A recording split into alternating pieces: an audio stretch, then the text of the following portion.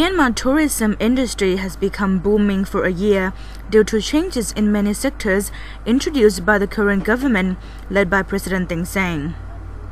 That might be a major reason, but Myanmar itself is also a former locked land with plenty of stunning sceneries that have yet been discovered. So you can see Asian city, you can see deep forest, you can see snow-capped mountain, and we have beautiful beaches, and also we do have hill tribes and the inland lake that is a very famous, the floating garden and floating villages. So if you come to Myanmar, we can say all in one, that is Myanmar. Although there was sectarian violence in western Rakhine State that led to 78 people dead and around 90,000 displaced, the tourist agent said it did not overall affect the tourism industry of Myanmar, as the Rakhine State is far from major tourist destinations. The numbers of tourist arrivals to Myanmar have skyrocketed in recent months. Flights are reserved, hotels are hard to find with a 300% jump in prices. Cost of living has dramatically increased. Those conditions are applied to major tourist destinations. Deputy Tourism Minister of Myanmar U Tae-ong stated in his luncheon talk at Asean Bangkok Forum early this month that around January and June this year, the number of foreigners landing to Yangon and Mandalay airports was 50% higher than the same period last year. In 2011, Myanmar received 816,000 arrivals. The Tourism Ministry of Myanmar is aware of this phenomenon. They are currently promoting responsible tourism to prevent Myanmar from being exploited by tourists. We have to focus on the responsible tourism. Otherwise, the nature of tourism is very sensitive. If there is no control, it can be saturated in a few while. That's why we are conscious about responsible tourism. So your main focus is the responsible. U Tae-ong took the opportunity to outline strategies of Myanmar's tourism ministry to cope with the growing numbers of tourists. We are concentrating on 4 areas according to our strategy. One is the standards of the human resource. Second thing is we have to be aware of the standards of the hotels also. This is the first point. Second point is we need to upgrade the existing tourist sites, and at the same time we also need to open up the new tourist sites. This is the second method.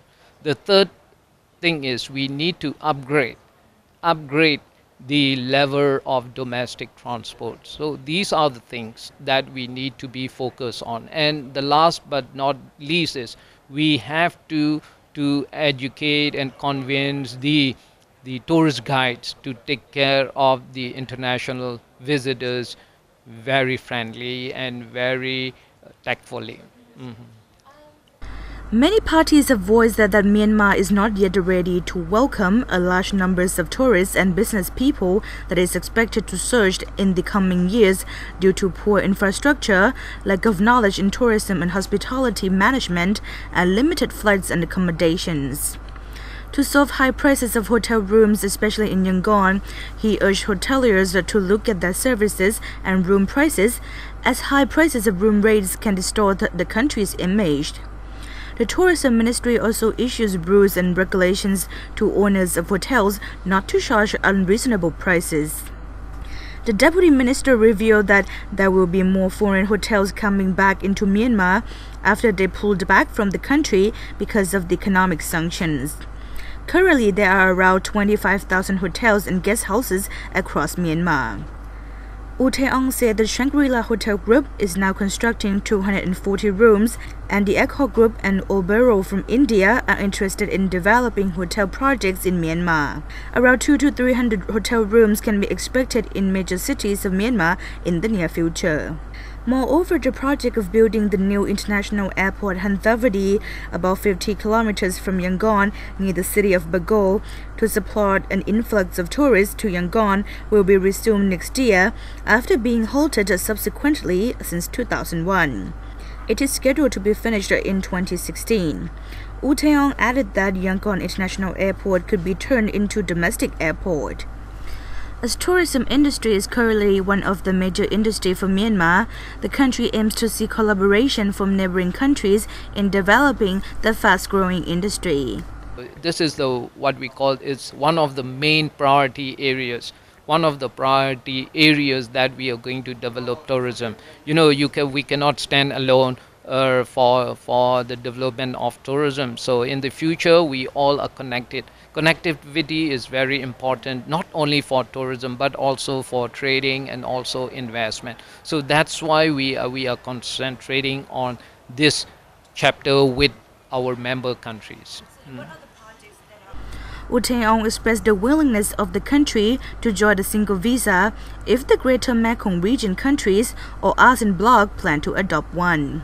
Okay, if you are going to develop such kind of the single visa in the region, not only in GMS but also in the ASEAN, we have a direction on this part, because 2015 ASEAN will be a seamless region.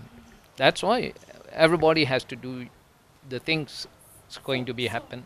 Myanmar will join the single visa as well. It's all Myanmar, or it's already in the ASEAN and also GMS. One day is that the charter is there. The charter is there, the regulation is there, the agreement is there. So one day we have to do like that.